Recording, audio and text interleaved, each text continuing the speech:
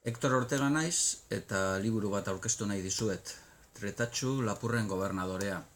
Historia liburua da eta nahiko berritzailea.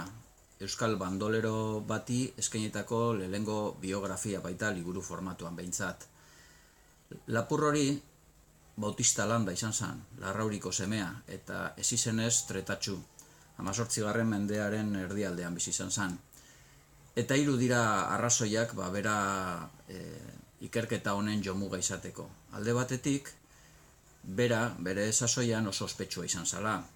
Beste alde batetik, bere kontrako salaketek dokumentazio ugari sortu zuten eta dokumentazio hori gorde eginda. Orduan, agiri guzti horiek kontutan hartuta, bere bizitza berregiteko moduan gaude eta horri esker jakin aldugu batez ere legez kanpo egin zituen gauza gehienak.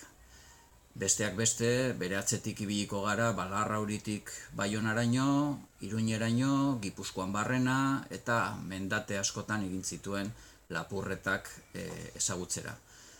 Horrez gain, lapurretez gain, ihesaldiak, tabako kontrabandoan ibilitako bidaiak, segadak, gauza asko agertzen dira liburu honetan xehetasun handiekin. Eta hirugarren arrazoi bada, Tretatxuren gomuta, oroitzapena gure egunetara heldu dala ahozko tradizioaren bidez. Horretaraino biografia, baina liburu honetan beste urrats bat emana izan dugu eta galdera bat planteatu dugu.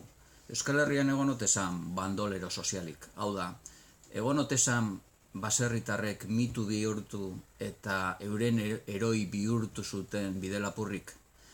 Orain arteko ikerketek kasu bakarra atera dute argitara. Manuel Antonio Madarega Patakon. Baina Patakonez gain, liburu honen tesia da, gehiago egon ziela. Eta horietako bat, Tretatxu, Lapurren gobernadorea.